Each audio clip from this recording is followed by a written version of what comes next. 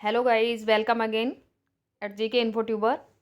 Friends, आज हम अध्याय नंबर 7 पढ़ेंगे अशोक के बारे में, जो एक बहुत अनोखे सम्राट हुए हैं। उन्होंने युद्ध का त्याग त्याग क्यों किया।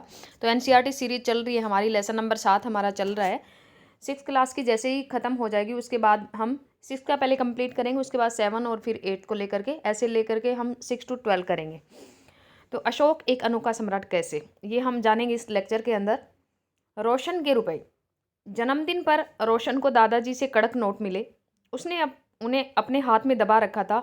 उसे एक नया सीढ़ी खरीदने का मन था, लेकिन साथ ही वह बिल्कुल नए कड़क नोटों को देखना और छूकर महसूस करना चाहती थी। तभी उसने पाया कि सभी नोटों में दाहिनी तरफ गांधी जी का मुस्कुराता चेहरा बना हुआ था और बाईं तरफ छोटे छोटे शेर चित्रित थे। उसने सोचा, आखिर यहाँ शेर क्यों बने हुए हैं। उसके दिमाग में ये क्वेश्चन आया शेर को देख करके। आगे हम शेरों के इतिहास को हम जानेंगे, क्या है शेरों का चित्र क्यों थे। एक बहुत बड़ा राज्य है, एक साम्राज्य। हम जिन शेरों के चित्र रुपयों पैसों पे देखते हैं, आप लोग भी देखते होंगे रूटीन में, कोई भी पैसा आप उठा के देखिए उसके अंदर आपको चित्र मिलेगा। उनका एक लंबा इतिहास है। उन्हें पत्थरों को काट कर बनाया गया और फिर उन्हें सारनाथ में एक विशाल स्तंभ पर स्थापित किया गया। इतिहास के महान राजाओं में से, महान भी नहीं महानतम राजाओं में से एक अशोक के निर्देश पर इसके जैसे कई स्तंभों और पत्थरों पर अभिलेख उत्कीर्ण किए गए। उत्कीर्ण मतलब छापे गए। इससे पहले कि हम ये जानें कि इन अभिलेखों में लिखा क्या है, ये समझने की कोशिश करें कि उनके राज्य को साम्राज्य क्यों कहा जाता था। बाकी लोगों का राज्य और उनका साम्राज्य क्यों।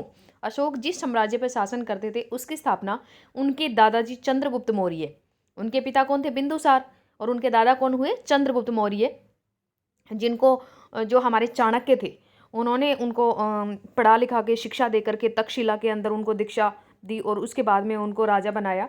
तो चंद्रगुप्त मौर्य ने लगभग 2300 साल पहले की थी।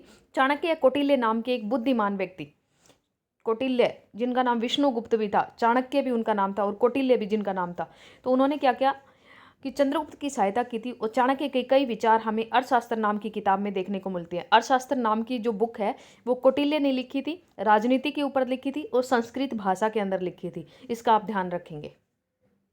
उसके बाद आता है वंश। वंश क्या होता है, हम तो घरों में क्या जानते हैं कि वंश क्या होता है। एक वंश चलाने के लिए बेटा पैदा हो गया, वो हमारा वंश चला देगा। लेकिन जब एक ही परिवार के कई सदस्य एक के बाद एक राजा बनते हैं तो उन्हें एक ही वंश का कहा जाता है। मौर्य वंश में 3 महत्वपूर्ण राजा हुए। पहले चंद्रगुप्त मौर्य हुआ, फिर उनका बेटा बिंदुसार हुआ और बिंदुसार का पुत्र अशोक हुआ। तो अशोक के बारे में आज हम पढ़ने जा रहे हैं।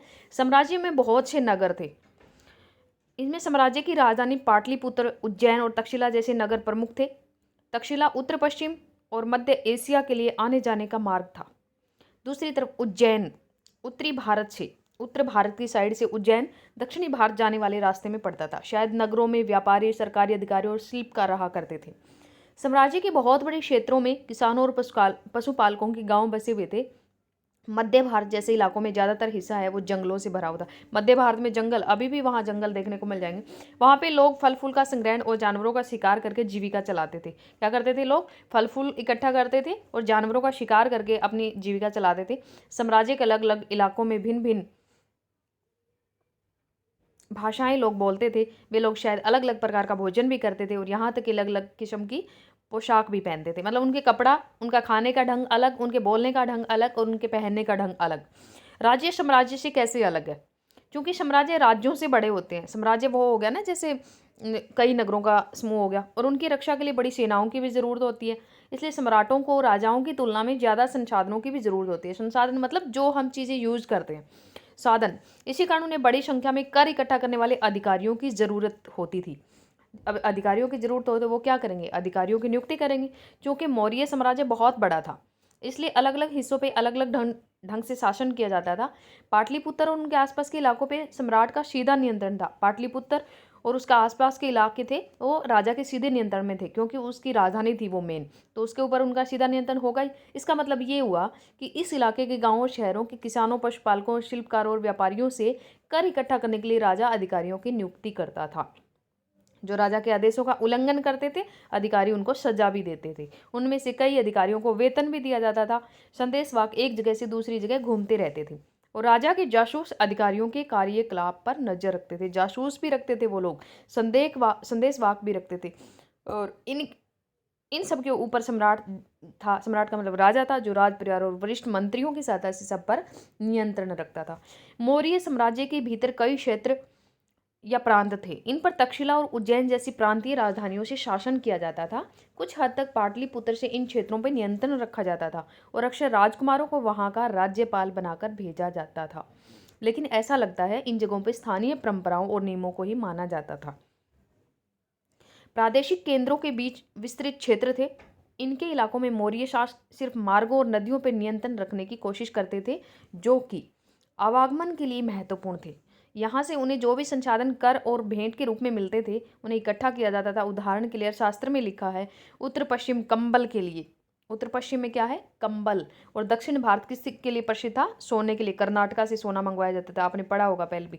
और कीमती पत्थरों के लिए बहुमूल्य पत्थर वहीं से। संभव है कि संसाधन नजराने की, नजरा एक टाइप का करी लगा लो आप इसको, नजराने के रूप में इकट्ठे किए जाते थे। जहां कर नियमित ढंग से इकट्ठे किए जाते थे, वहीं नजराना अनियमित रूप से, और जब ये संभव हो, इकट्ठा किया जाता था। ऐसे नजराने विविध पदार्थों के रूप में, जैसे किसी के पास पैसा नहीं है तो वो जिस चीज़ का उत्पादन कर रहे हैं वो चीज़ें दे देते थे, उसको नजराना। तो प्राय ऐसे लोगों से लिए जाते थे जो स्वेच्छा से इसे देते थे, और डोनेशन टाइप। राजधानी में सम्राट मेगास्थनीज चंद्रगुप्त के दरबार में पश्चिमी एशिया के यूनानी राजा सेल्यूकस निकेटर का राजदूत था। ये क्वेश्चन बहुत इंपॉर्टेंट है। सेल्यूकस निकेटर का राजदूत यूनानी राजा सेल्यूकस निकेटर चंद्रगुप्त के दरबार में मेगास्थनीज ने जो देखा उसका विवरण दिया है। देखो ये बहुत इंपॉर्टेंट है। मेगास्थनीज ने क्या अपनी बुक लिखी थी, इंडिका, और इंडिका के अंदर क्या विवरण दिया था उसका ये एक अंश है। ये इंडिका में वो क्या लिखता है, सम्राट का जनता के सामने आने के अवसरों पर शोभा यात्रा के रूप में जश्न मनाया जाता है।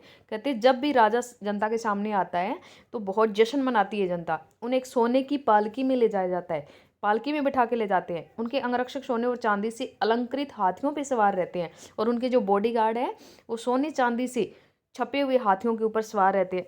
कुछ अंगरक्षक पेड़ों को लेकर चलते हैं। कुछ इन पेड़ों पर प्रशिक्षित तोतों का एक झुंड रहता है। ट्रेनिंग दिए हुए तोते रहते हैं जो सम्राट के सिर के चारों तरफ चक्कर लगाते रहते हैं।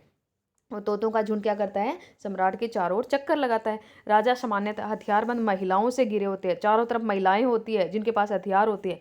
वे हमेशा इस बात से डरे रहते हैं कहीं कोई उनकी हत्या करने की कोशिश न करे।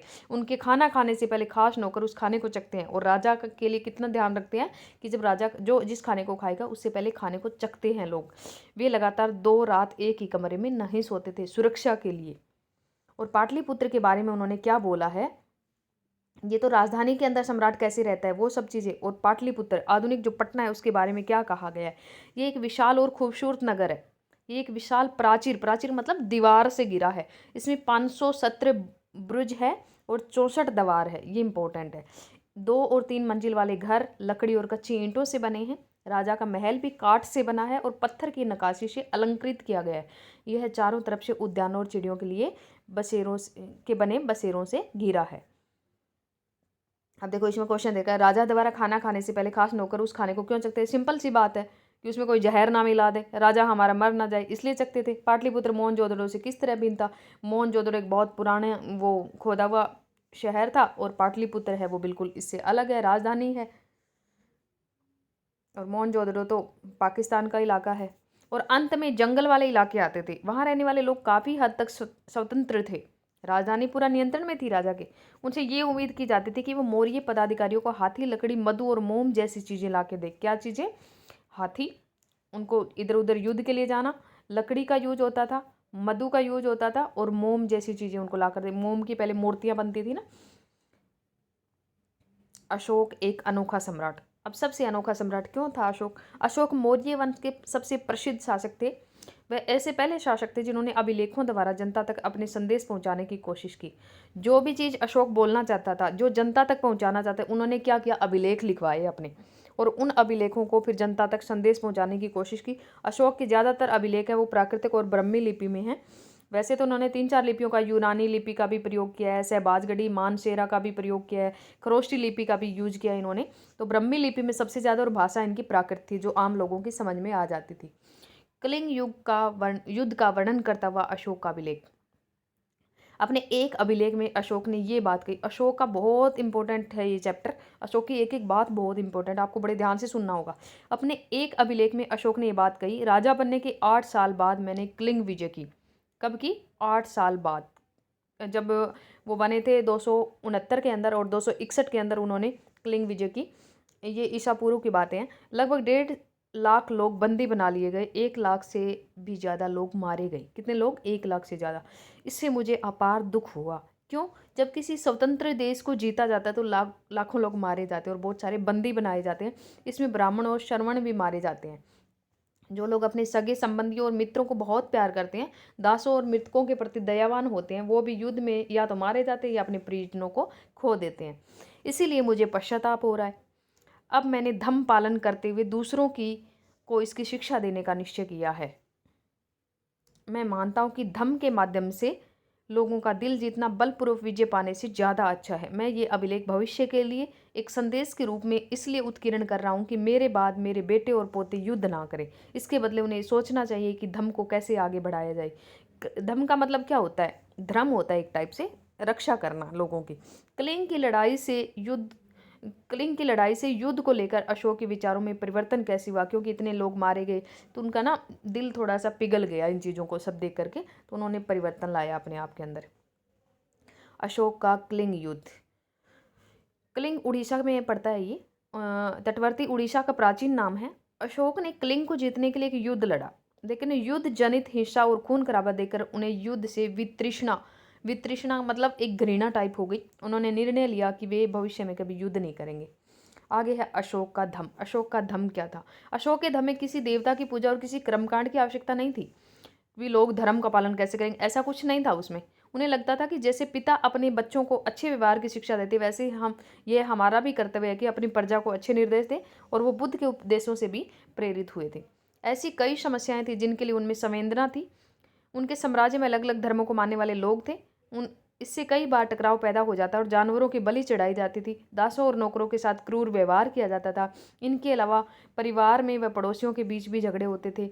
अशोक ने ये महसूस किया कि इन समस्याओं का जो निदान करना है वो उनका कर्तव्य है। तो वो कब होगा? जब अच्छा व्यवहार होगा।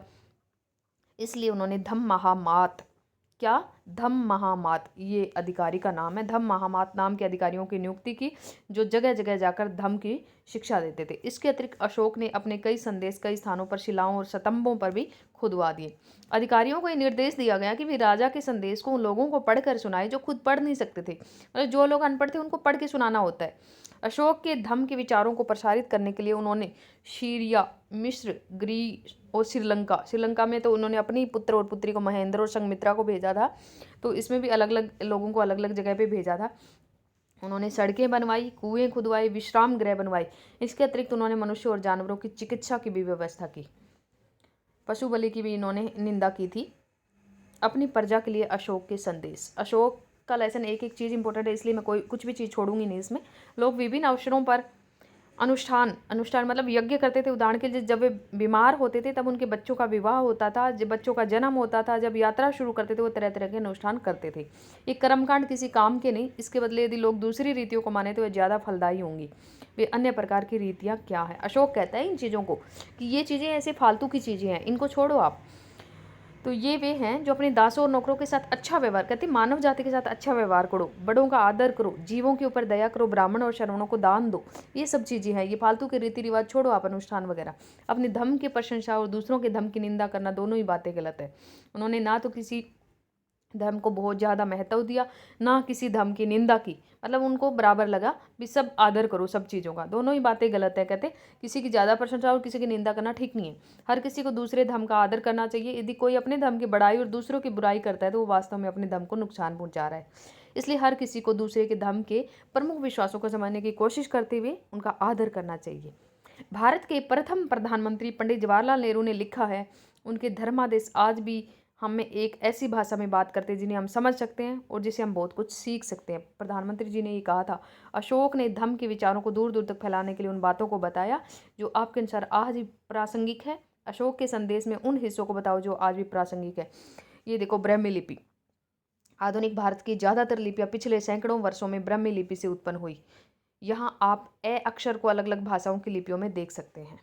ये देखो, ये आरंभिक स्टार्टिंग में त्रय की तरह लिखी जाती थी। फिर देवनागरी ये हिंदी का रूप है, ये बांग्ला में ऐसे लिखी जाती है, मलयालम में ऐसे लिखी जाती है और तमिल में ऐसे लिखी जाती है।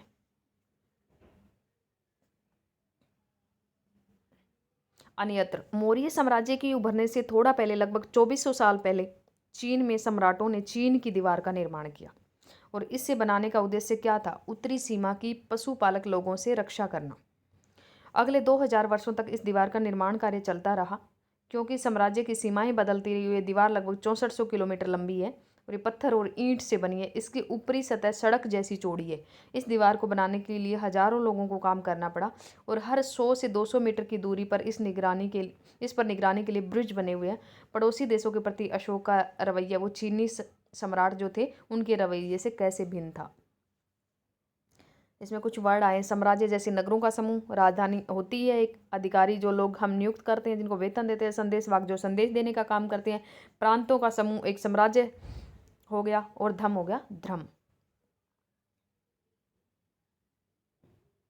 उसके बाद में जहाँ पे सम्राटों का सीधा शासन था वहाँ अधिकारी कर वसूलते थे। नजराना वगैरह, नजराना तो खैर अपनी इच्छा से देते थे लोग, तो कर ही आएगा। राजधानी के अंदर था ये। राजकुमारों को अक्सर प्रांतों में किस लिए भेजा जाता? संदेशवाहक के रूप में भेजा जाता था। और मौर्य शासक आवागमन के लिए महत्वपूर्ण और डैश पर नियंत्रण रखने का प्रयास करते थे। मौर्य शासक आवागमन के लिए महत्वपूर्ण, ये ऊपर आया था आवागमन के लिए महत्वपूर्ण, मेरे दिमाग से निकल गया, ये वर्ड था यहाँ पे। और राजधानी पर नियंत्रण रखने का प्रयास करते थे। प्रदेशों में रहने वाले लोग मौर्य अधिकारियों को डैश दिया करते थे। प्रदेशों में रहने वाले लोग हैं वो नजराना दिया करते थे। उज्जैन उत्तर पश्चिम की तरफ से, हाँ ये उत्तर पश्चिम की तरफ से था, आवागमन के लिए मार्ग था। आधुनिक पाकिस्तान अफगानिस्तान के इलाके मौर्य साम्राज्य के अंदर थे। तक्षशिला वगैरह।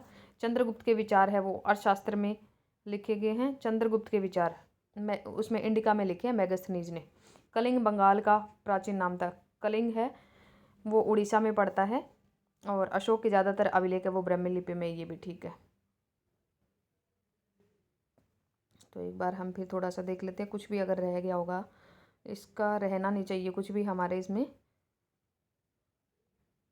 ऑलमोस्ट पूरा हो गया है। कई बार ऐसे साइड में कुछ दिया होता है तो वो मुझे लग रहा है कि कुछ छूट ना जाए।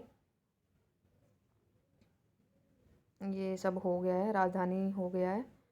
नजराना ये नियमित ढंग से, ये वाला भी हो गया है। और ये भी हो गया है।